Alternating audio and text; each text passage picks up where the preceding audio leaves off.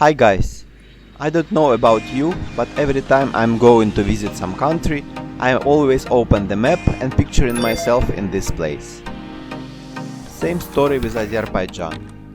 I am opening Google Maps and for some reason we found ourselves in Kyrgyzstan, although I have not been there yet and did not look for anything related. We do not need this for the moment, so we are moving to Azerbaijan. Only when you look at the map you realize how big the Caspian Sea or lake, as you wish to call it. In terms of area, it's turned out to be a bit smaller than Black Sea. The Absheron Peninsula is very often called the head of an eagle. Let's see if there is anything similar. Yes, very much looks like eagle head. This is the point that caught my attention when looking at the map of Azerbaijan, the furthest point of Absheron Peninsula and the Shah Dili Spit. A place where north meets south or east meet west, as you wish. I was afraid, as often in underdeveloped countries, the nice nature reserves are blocked off with high fences. There were built villas of those who in power and regular people not allowed to enter. As it turned out, there really is a fence and it separates the Absheron National Park from the rest of the territory of the peninsula. But for a small fee of 2 manat or equivalent of €1, you will be given a ticket and can enter the territory of the national park. Car enter fee is additional payment. And you really need a car, because from the main entrance to the final point you can reach by car another 8 kilometers. So, if you are not a fan of walking long distances, it's better to pay extra. So, you are in. As the posters at the entrance say right away, here you can meet the hedgehogs. I have not met a single one. Bustard, unfortunately I did not see any. Pelicans, there is not even a hint. Seals, walked around the entire coast, there is no one. Gazelles, haha, very funny, of course not. Wolves, I did not see, but maybe for the best. Stilts, I seem to have seen from afar, but it was not possible to come closer. Large toadstools, I saw some ducks, but it's not clear whether or not they are too far away. In general, the impression was made that in order to see someone from the fauna, you need to be either an Indian pathfinder or graduate from a school of snipers and lie in ambush for a long time with a super powerful optics. When they see or hear a human, animals instantly hide and it's impossible to see them. You will not see snakes because it is already cold, but at the height of the spring and at the beginning of autumn there are plenty of them. However, at least in something I was lucky. Nowhere was it written that flamingos stop in the park for the winter or just to rest, but turned out that there is a whole flock of them. It is also impossible to get close to them, but using technical progress we managed to fly up to the shooting distance. I had to chase flamingos throughout the park.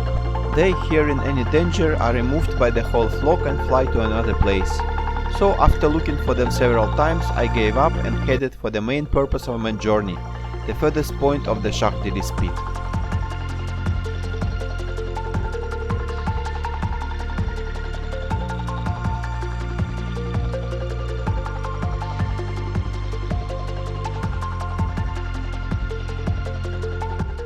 Getting to the very extreme point of the peninsula itself is not so difficult.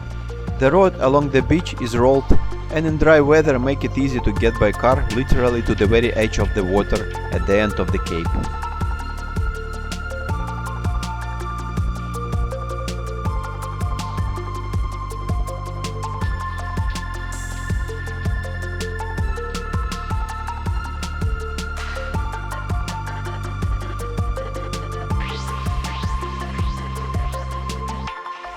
However, the spit itself is separated by a channel and there are no bridges across.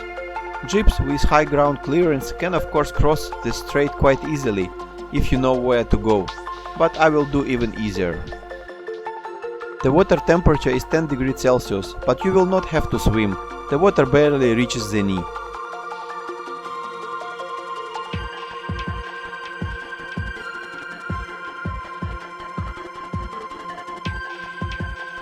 After the crossing you need to walk about another mile and now the goal is achieved.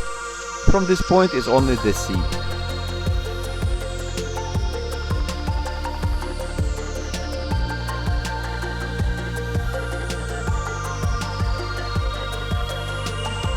Here, caring people have installed a sign for those who have not yet understood where he is, or maybe to capture a historical moment in the photo.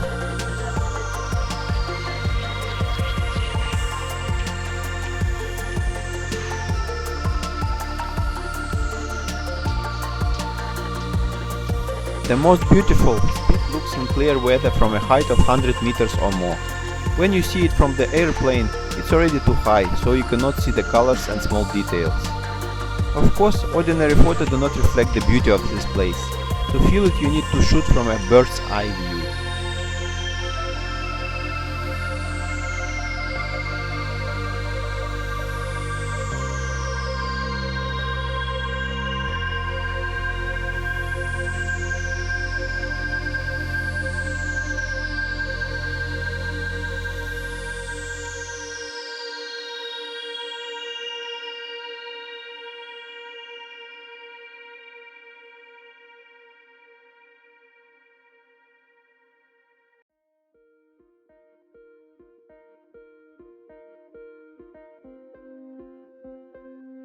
On the way back, I went along the beach. There is a lot of garbage on the beach. Probably the sea throws it out. I will do my share and collect as much as I can into the bag. You can throw everything away near the security house, where there are separate bins for plastic and ordinary garbage. By the way, I am challenge everyone who visits the reserve, and the spit in particular, to do the same. One bag with empty bottles will not burden you much, and the park will be cleaner and more pleasant to walk. Thanks to those who do not litter and always clean up after themselves. In general, I got an unexpected pleasure from a trip to this reserve. Although nature does not indulge you here with variety of flora, and the fauna is very difficult to see, nevertheless, here you feel isolation from civilization and unity with nature, and this is only 30 miles away from multi-million city.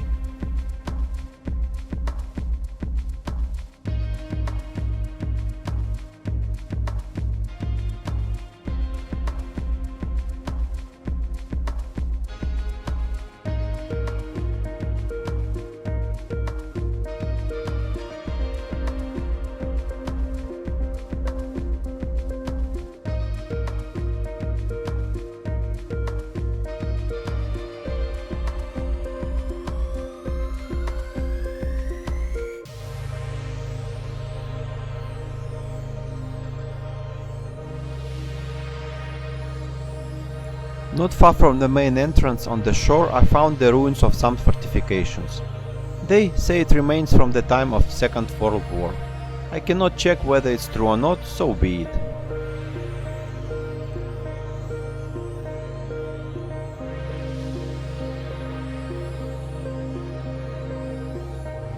In general, it is worth visiting the park, but only if you are an optimist and are looking for good in everything.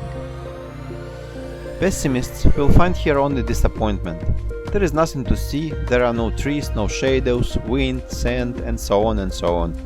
Well, for someone the glass is always half full, while others are half empty. Thank you, Absheron National Park. I'll be back.